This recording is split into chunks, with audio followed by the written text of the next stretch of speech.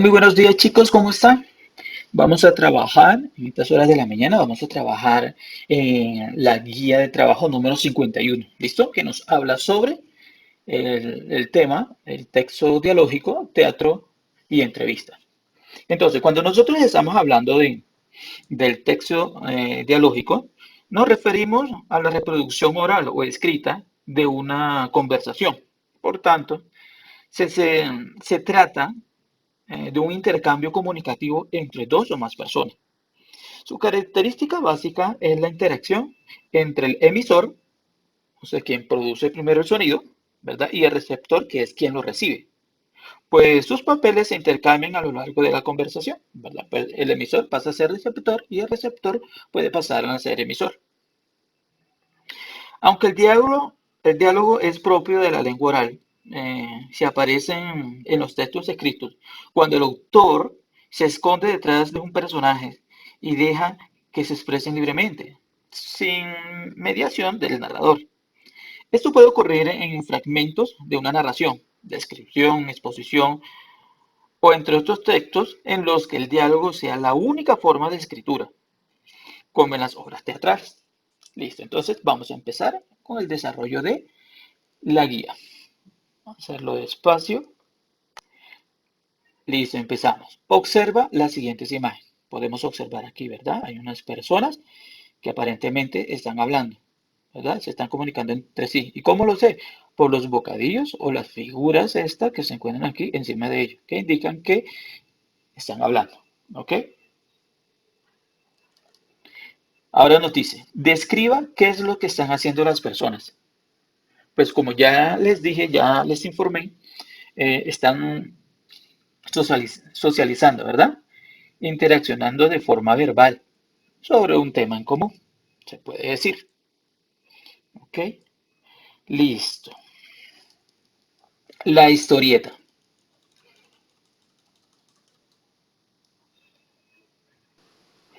Entonces, cuando nosotros estamos hablando, digamos, de la historieta, estamos hablando del mismo cómic, ¿verdad? Eh, que es una forma, la historieta o el cómic es una forma de expresión artística y en un medio de comunicación que consiste en una serie de dibujos, ¿verdad? Dotados o no de textos de acompañamiento, como se pueden observar aquí en este caso, ¿ok?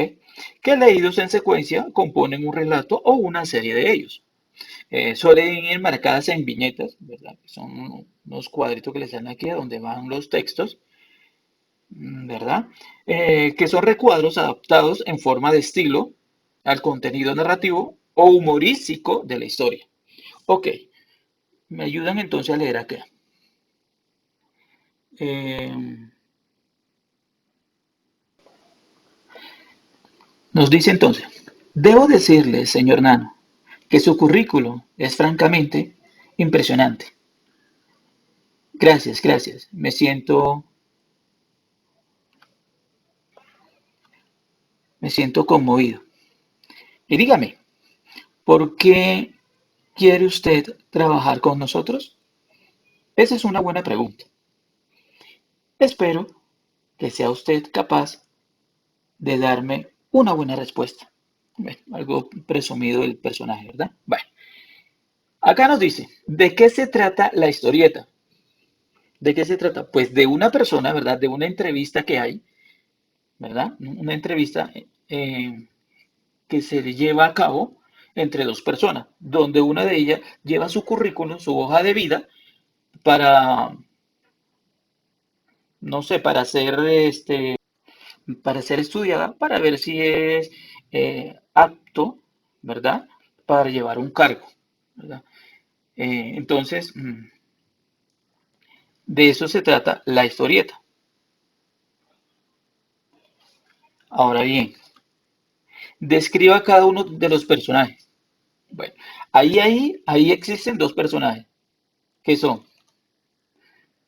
el entrevistador, que es él, y el entrevistado, que es Nano, ¿verdad? Entonces, describa cada uno de los personajes. Entrevistador, persona encargada de entrevistar a Nano y fue sorprendido por su currículum. Parece ser que tiene una gran hoja de vida, ¿verdad? Nano. Y Nano, que es el entrevistado, es una persona que busca trabajo, que impresiona al entrevistador por su currículum. Y aparentemente es algo egocéntrico, ¿verdad? Ok, pasemos a la página siguiente. Ahora vea el siguiente texto. Sana competencia. Autora Clara Pérez, tres personajes. Empieza. Daniel, niño egoísta que no entiende que competir no es ser enemigos. Alfredo, el mejor corredor de toda la escuela. Henry, niño nuevo que se incluye en la carrera. Ambientación, pista de tres carriles donde se llevará a cabo una carrera. Listo, entonces aquí en la introducción nos explica eh, las características de los personajes y el lugar donde se va a llevar a cabo, digamos, la historia, ¿verdad? Empezamos. Introducción. Tres niños preparados para una competencia sostienen una conversación antes de que ésta comience. Daniel, con aire de superioridad, todo egocéntrico. Es el colmo. Ahora también traen al niño nuevo a competir conmigo. Ustedes dos no tienen idea de lo que es un buen entrenamiento. Mi entrenador es el mejor. Me ha preparado para vencer al enemigo y ser siempre el mejor. Alfredo, algo sorprendido. ¿El mejor? Si no me equivoco, el mejor corredor de la escuela hasta hoy soy yo, Daniel. Y no somos enemigos, solo competimos sanamente. El ejercicio no es una guerra, es salud y distracción. Ustedes no son mis enemigos.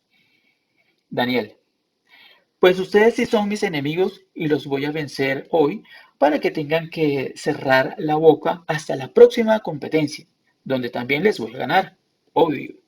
Henry, hablando mientras acomoda su zapato. Que sea nuevo no quiere decir que no sepa correr o que no esté preparado, Daniel. Y pienso igual que Alfredo. Esto no es cosa de enemigos. Si no gano, no me importa. Vine a participar, competir y a conocerlos a ustedes, que serán mis compañeros de aquí en adelante.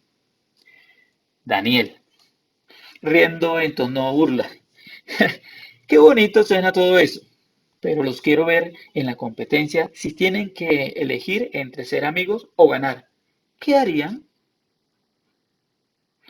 Anuncian que la competencia va a empezar y los chicos dejan de hablar para colocarse en sus lugares. Mientras lo hacen Henry y Alfredo se regalan una sonrisa y Henry hace una señal de que todo está bien con su dedo. Y volteando hacia Daniel, le habla.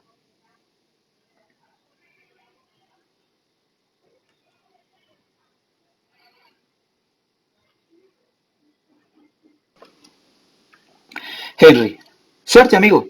Daniel, en tono de desprecio. La vas a necesitar nuevo. Comienza la carrera y todos dan lo mejor de ellos. Alfredo y Henry van uno al lado del otro a la cabeza de la carrera, pero de pronto ven que Daniel tropieza y cae dando varias vueltas. Ambos se detienen y sin pensarlo se devuelven a ayudar a Daniel. Henry, preocupado, creo que está lastimado. ¿Te duele mucho? Daniel, quejándose de dolor.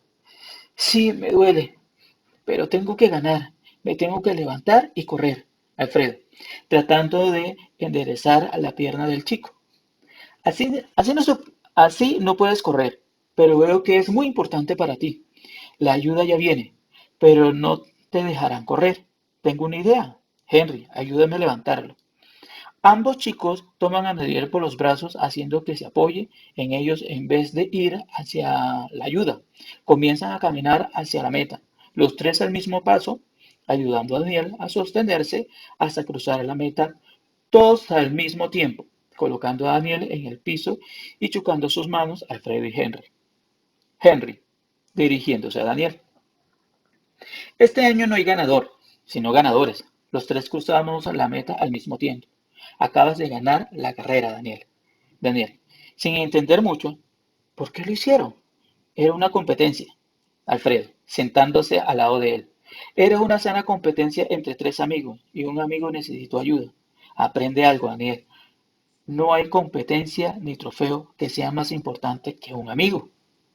Henry, asistiendo con la cabeza. Así es, y nosotros competimos contigo, pero somos tus amigos, Daniel, con una sonrisa tímida en sus labios. Tuve que romperme un tobillo para entenderlo, pero aprendí la lección. ¿Me ayudan a levantar, amigos? Los tres chicos sonríen, Alfredo y Henry ayudan a levantar a Daniel y comienzan a caminar para salir de la pista. Fin. Ok, ¿de qué trata el texto? ¿Listo? ¿De qué trata el texto? Espero que ustedes hayan leído conmigo, ¿verdad? En el próximo texto no lo voy a leer yo, lo van a leer ustedes. ¿Ok? Entonces, ¿de qué trata el texto? Pues trata de tres niños que van a competir entre sí en una carrera de atletismo, ¿verdad? ¿Cómo está escrito el texto? El texto está escrito como un guión teatral, como una obra literaria, una obra un texto que se puede representar actuando, ¿verdad? ¿Cuáles son los personajes? Descríbelos. Listo. Tenemos a Daniel, que es egoísta, presumido, arrogante, que desconoce la importancia de la amistad, que desconoce también cuál es el objetivo de una competencia deportiva, ¿verdad? Alfredo,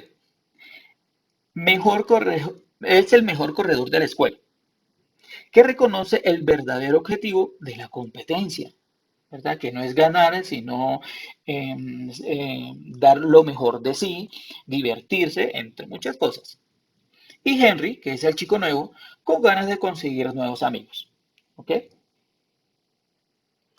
Ahora aquí nos dice, describa las semejanzas y diferencias entre la historieta y el texto 2. Listo. Las semejanzas que hay entre las relaciones que hay entre la historieta y el texto 2 es que en ambos intervienen personajes. Hay un personaje, ¿verdad? Cuentan una historia. Se llevan a cabo en un lugar específico. Hay un diálogo, hay una comunicación entre ellos. ¿Ok? Eso serían una de las semejanzas. Ustedes podrían colocar otras más. Y las diferencias, si hablamos nosotros de la historieta, se explica por medio de viñetas, ¿verdad? Contiene ilustraciones, imágenes, contiene textos breves. Es un relato corto y divertido. En cambio, el texto 2 describe a los personajes, posee un conflicto entre los personajes, posee un diálogo y acciones. ¿Ok? Ustedes también pueden colocar eh, más información, ¿vale? Selecciona la respuesta correcta. ¿El teatro es un género dramático? Listo, entonces si nosotros hablamos del teatro, el teatro, pues obvio, es un género literario constituido por obras generalmente dialogadas, destinadas a ser representadas entre un público en un escenario, ¿verdad? Entonces, ¿cuál de esas opciones, ¿verdad? Se acerca más al concepto de teatro? Yo podría decir, ¿verdad? Em, que además de que es un género dramático, está constituido por obras generalmente dialogadas, destinadas a ser representadas entre un público en un escenario. ¿Ok? Entonces, B, respuesta correcta vendría siendo. La entrevista es un texto dialógico. Recordemos que el texto dialógico es aquel donde dos o más personas se comunican de forma ordenada, ¿verdad? Entonces,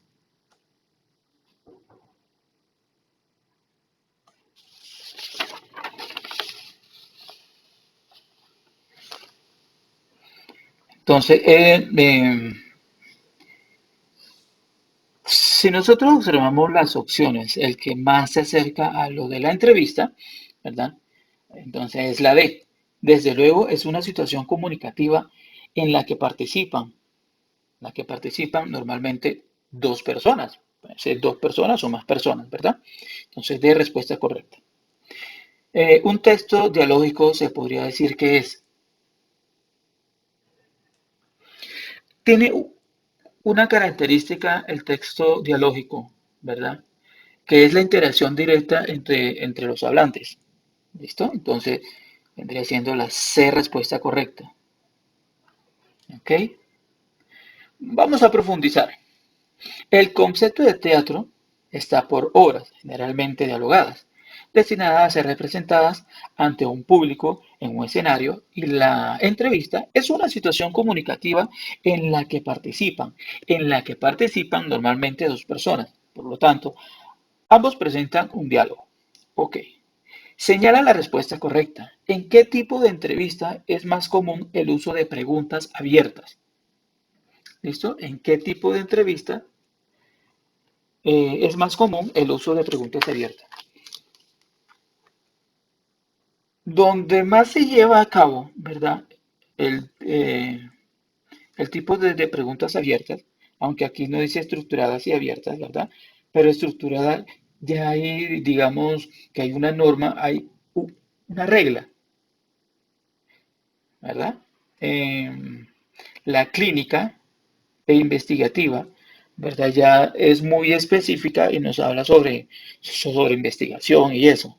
En cambio, la periodística y laboral, ¿verdad? Aquí sí se lleva a cabo tipos de preguntas más abiertas, ¿verdad? ¿Verdad? Porque aquí, digamos, en lo periodístico nos habla sobre no digamos preguntas específicas, sino que teniendo en cuenta el conocimiento a la persona eh, al entrevistador, o perdón, al entrevistado, ¿verdad? Entonces, él puede responder según su conocimiento, no es una pregunta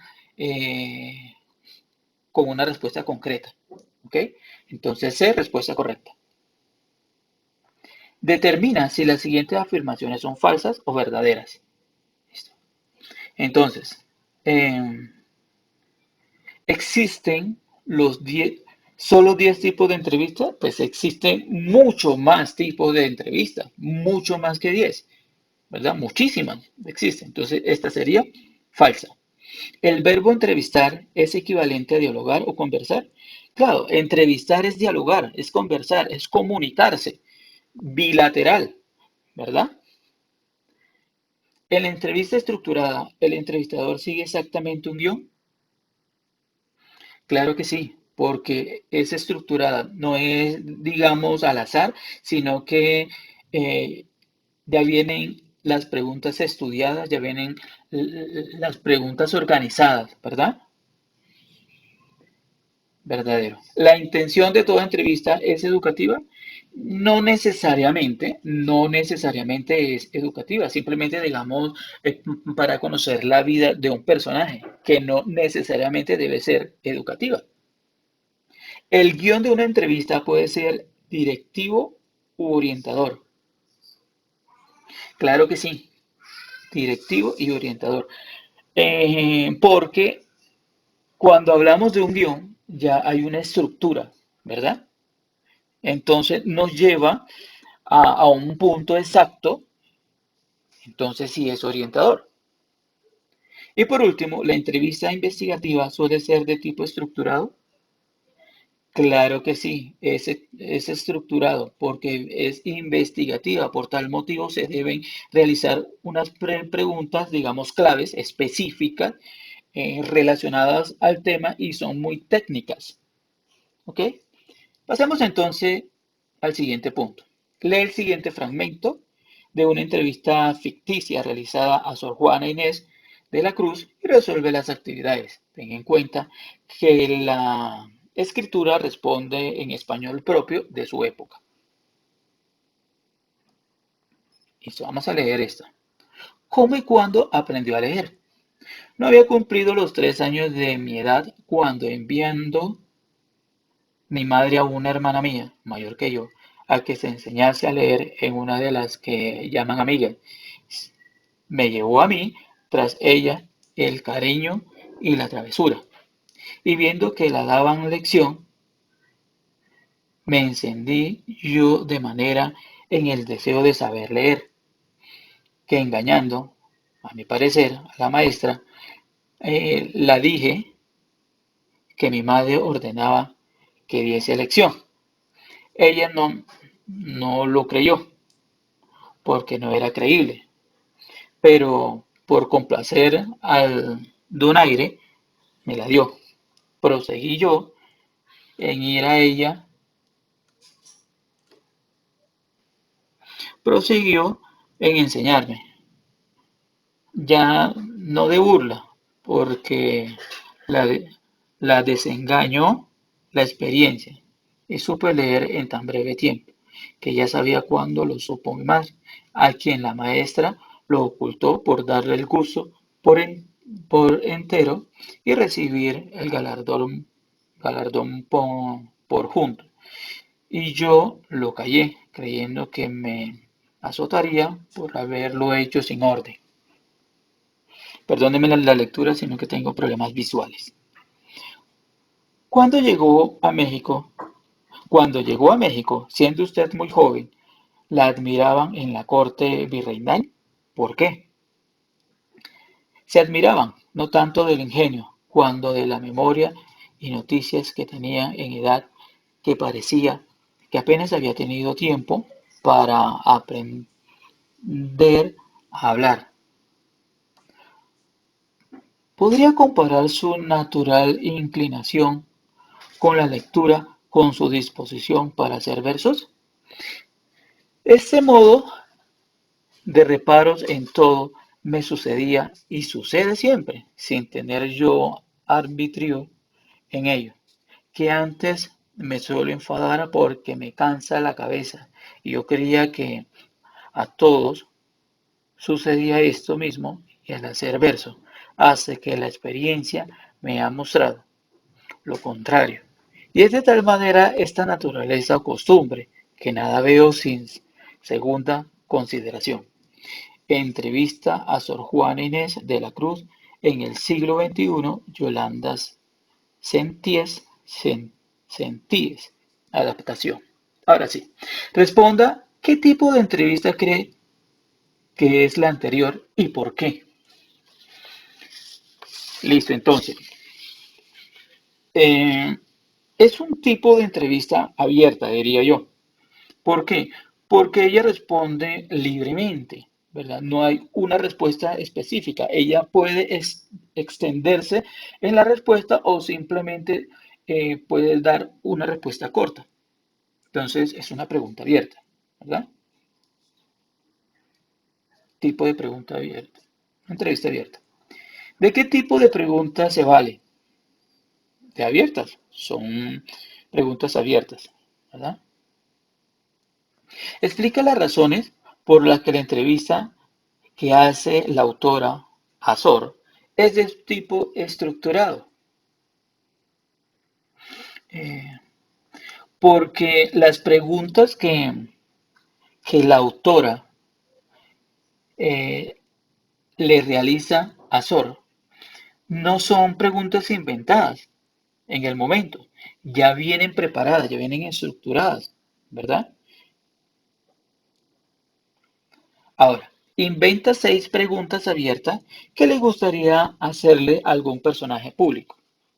¿Verdad? Entonces, por ejemplo, yo les voy a dar un pequeño ejemplo, ustedes lo van a realizar ya con cual personaje que ustedes quieran.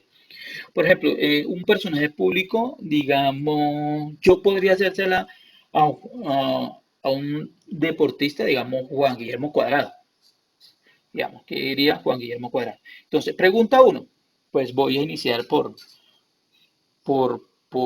el comienzo. Por ejemplo, como él es un deportista que practica el fútbol, yo podría preguntarle, eh, ¿qué te llevó a cabo o qué te impulsó para que tú practicaras el deporte del fútbol? Por ejemplo, ¿listo? Entonces, ustedes pueden elegir cualquier personaje público, ya sea un político, ya sea un deportista, ya sea un actor, entre muchos que hay, ¿verdad? Y le van a hacer 6 preguntas. De pronto que ustedes quieran conocer algo de él. ¿Listo? Pasemos al punto siguiente. Medea. Lee los siguientes textos. Por favor, entonces ustedes van a leer este texto. Yo no lo voy a leer porque entonces seguramente ustedes no lo van a leer, sino que me van a escuchar a mí. Entonces yo les doy un tiempito, ¿verdad? Para que lo lean muy bien, juiciosos en su casa, de pronto en voz alta, para que sea mejor, se puedan escuchar y comprendan mejor. ¿Listo? Entonces, léanlo por favor y después pausen el video, lean su libro guía, después de haberlo leído, siguen con el video, ¿vale? Listo, chicos. Entonces, después de haberlo leído, vamos a las preguntas.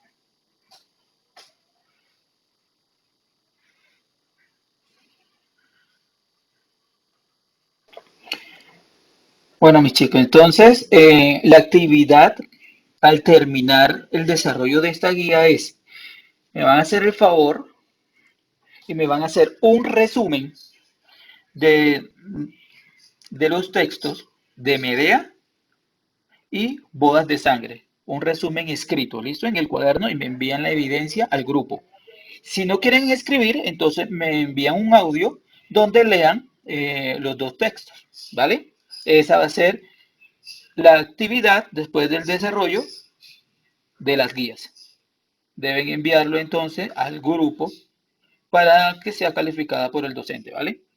Entonces, ya sea un resumen escrito o un audio donde ustedes lean los dos textos, ¿vale? Listo. Pasemos entonces a la pregunta.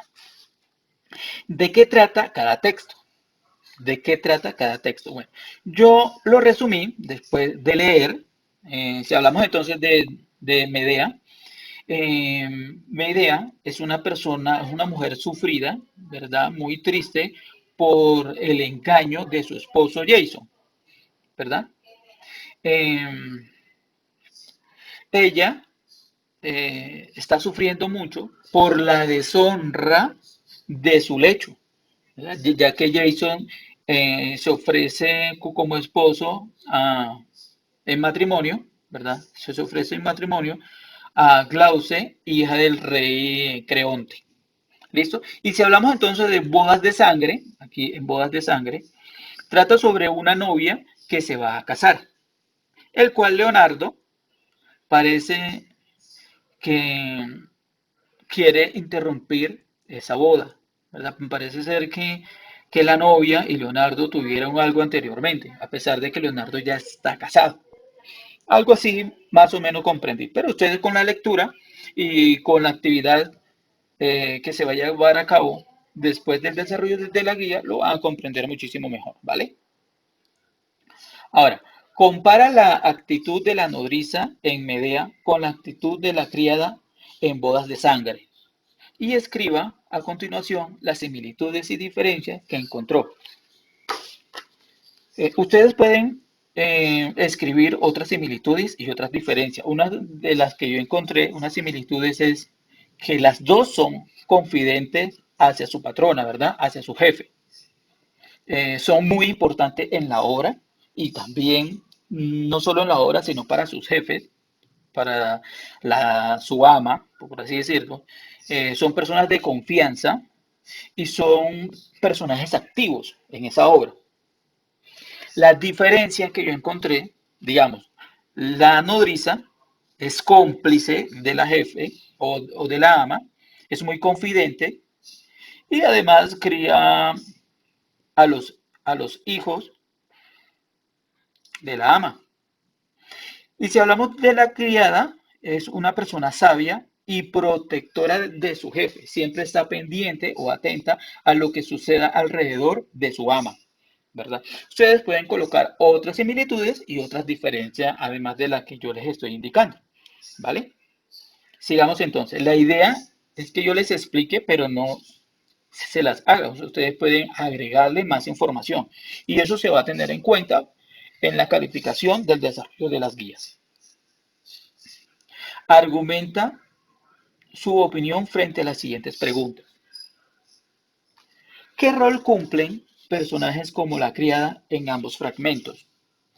¿Qué rol cumplen personajes como la criada en ambos fragmentos? Entonces, son acompañantes de sus amas, son protectoras de las necesidades de sus amas y siempre están acompañando en el desarrollo de la obra siempre están acompañando al personaje principal, que en este caso son sus jefes o sus amas, ¿verdad?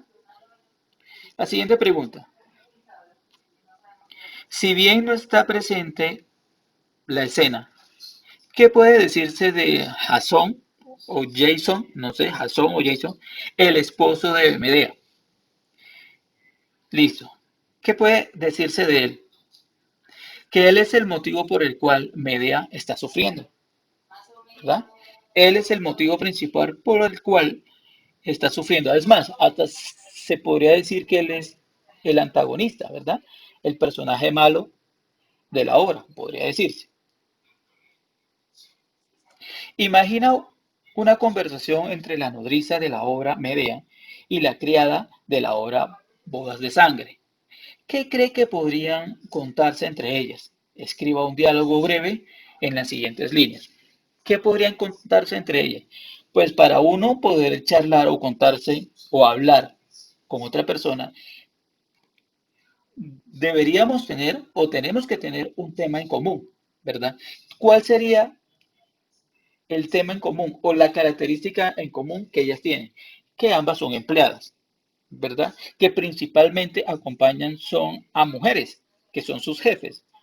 Sí, sus jefes, la patrona o las amas, ¿verdad?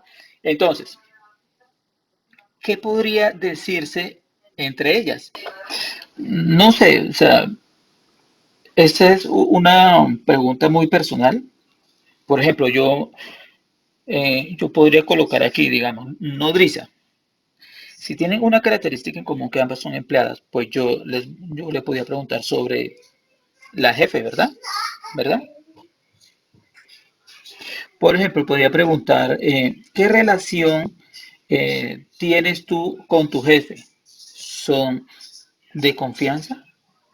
¿Qué tanto trabajas tú allá? ¿Cuáles son tus oficios que llevas a cabo eh, en la casa donde trabajas? La criada podría responder, sí, yo tengo una buena relación con ella, yo siempre estoy pendiente a las necesidades y obligaciones que yo tengo, etcétera, etcétera.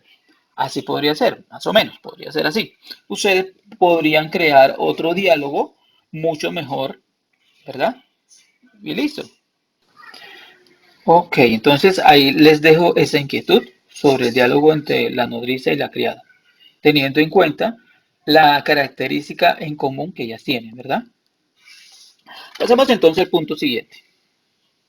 ¿Qué nos dice? Describa la función de los siguientes elementos plásticos en la representación teatral.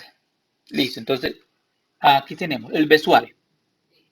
La función del vestuario es caracterizar al personaje en un contexto, ¿verdad? Teniendo en cuenta el vestuario, uno puede identificar qué tipo de personaje, eh, qué tipo de personaje representa el actor. Entonces, define las características del personaje en un contexto. Ahora, signos verbales y no verbales. Eh, con ellos, los personajes se comunican de forma verbal y gestual y pueden expresar emociones, ¿verdad? Cuando hablamos del sonido incidental, crea una atmósfera para la acción, ¿verdad? La iluminación revela correctamente la forma de todo lo que está en escena, incluidos los personajes, incluido la parafernalia, entre muchas cosas. La escenografía o decorado representa el lugar en el cual transcurren las escenas, ¿verdad? La utilería ambienta las escenas. Utilería, digamos, una piedra, una banca, una silla, una mesa, ambienta las escenas. La música refuerza las escenas, entretiene al público, ¿verdad? Y el maquillaje y peinado confiere la apariencia física del personaje que representa, ¿verdad? Por ejemplo, ustedes pueden identificar a un personaje, digamos, identifican por su peinado. De pronto, si no está peinado, o sea, es pelucado, ya podría ser una persona con problemas psiquiátricos, con problemas psicológicos, ¿verdad? Muchas veces hasta pobreza, pero exagerada, ¿verdad? Un mendigo o algo así. El maquillaje también, lo maquillan el personaje como si fuera una persona sucia de la calle, entonces uno identifica que es de bajo recurso, que no tiene lugar a donde vivir, etcétera, etcétera, ¿vale? Selecciona la opción que completa el enunciado. El origen del teatro se remonta a. El origen del teatro se remonta, recordemos, que proviene de la antigua Grecia. El teatro proviene de la antigua Grecia. En, Nosotros podemos encontrar en ciertos libros, en cierta información, que nos habla sobre que el origen del teatro se encuentra en los antiguos ritos de origen prehistóricos, donde el ser humano empezó a ser consciente de la importancia de la comunicación para las relaciones sociales. Pero también nos puede decir que nació en Atenas, Grecia, ¿verdad? Entre los siglos 5 y 6 antes de Cristo. ¿Ok? Entonces, A, Antigua Grecia. Menciona las tres partes en las cuales se puede dividir el texto dramático. Eh, en las consultas o en investigaciones que yo he realizado, me lleva a la siguiente conclusión, que digamos, en la primera parte, que es la presentación, donde se conoce el problema y los personajes, ¿verdad? En la segunda parte, que es el desarrollo y el clímax, en este se desarrolla el conflicto y, y momentos de mayor dificultad para los personajes. Y por último tenemos el desenlace donde se desarrollan o se llevan a cabo o se resuelven los conflictos y llega al final de la obra. ¿Ok? Si ustedes pueden consultar, pueden agregarle otras cositas más. ¿Ok? Hacemos el punto siguiente. Defina con sus palabras cada uno de los tipos de teatro contemporáneo. Entonces, el teatro existencialista. Recordemos que esos teatros contemporáneos son más que todos movimientos, ¿verdad? Esos tipos de teatro. Entonces, el existencialista nos habla que es un movimiento teatral con mayor preocupación sobre los temas actuales y la situación de la humanidad. De eso nos habla el existencialista. El absurdo se caracteriza por que carecen de significado, diálogos repetitivos, cuestionan la sociedad y al hombre, ¿verdad? En su comportamiento, en su forma de ser, en su forma de actuar. El teatro de la crueldad eh, despierta la fuerza dormida en el espectador, enfrentándole en sus conflictos más acudientes, sus anhelos y sus obsesiones. El pánico hace alusión a los días del pan, al dios del pan, perdón, el cual se manifiesta a través de los elementos terror, humor y simultaneidad. Es un movimiento, y además, como ya les había dicho, es un movimiento, pero se caracteriza por la manifestación de los elementos del terror, del humor y de la simultaneidad. ¿Ok?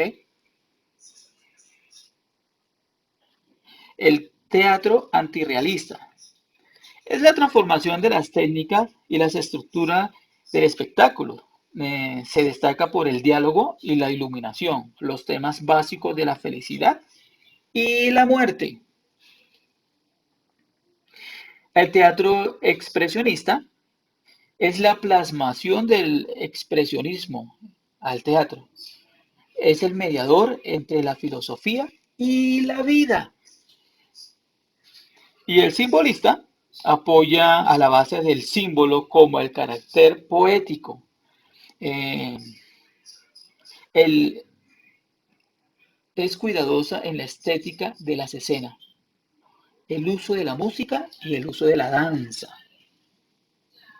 Y el épico busca la emotividad del espectador, alejándolo de la comprensión de su realidad. ¿Listo? Ahora nos dice, siguiente punto, revisa los temas predominantes en el teatro contemporáneo. Luego, formula una hipótesis para explicar a qué se debe el interés de los dramaturgos por este tipo de contenidos. Listo, entonces ustedes van a investigar, van a consultar, ¿verdad? Los temas que predominan en el teatro contemporáneo. Después van a formular una hipótesis, ¿verdad? Que explique a qué se debe el interés de los dramaturgos por este tipo de contenido. Por ejemplo, digamos, en ese tiempo, ¿verdad? Eh, con el declive de la aristocracia y el auge de la burguesía, surge un nuevo público para el teatro. Entonces, teniendo en cuenta el nuevo público para ese teatro eh, se relaciona o va incidentalmente al nuevo público que nace en ese momento, ¿verdad? Donde se demanda temas y formas distintas de, eh, mm, de formas distintas de melodramas. ¿Listo? Algo así. Entonces, según la investigación que yo hice, nos habla sobre el declive de la aristocracia, el auge de la burguesía. Surge un nuevo público, ¿verdad? Gracias a la burguesía, que es eh, el nuevo, digamos, consumidor del teatro, ¿verdad? Porque la aristocracia empieza a declinar, surge la burguesía, ¿verdad? Donde ellos les gusta o demandan o quieren o les encanta una forma distinta en el teatro sobre la melodramas, ¿ok? Melodramáticos, o sea, donde hay suspenso, a donde hay tristeza, donde hay muchas emociones que se encuentran o que se comparten, ¿vale? Y listo, mis chicos, hemos desarrollado ya la guía número 51, ¿vale? Recuerden entonces que al terminar de desarrollar la guía me mandan al grupo, ya sea el resumen de los textos, ¿verdad? Que ya les pedí anteriormente, o un audio donde se escuche la lectura que ustedes hacen de esos dos textos, ¿verdad? Ok, entonces nos vemos en el próximo desarrollo de guía. Chao, bye.